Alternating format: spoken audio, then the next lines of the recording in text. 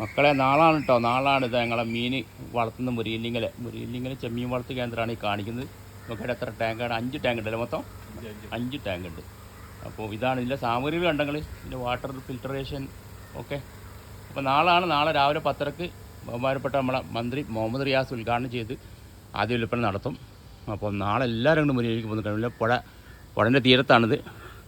ഇത് നമ്മളെ കൃഷ്ണൻ എന്ന് പറഞ്ഞാൽ 2 കൃഷ്ണന്മാരെ കൂടിയിട്ടാണ് ഇവിടെ പോയി നടത്തുന്നത്.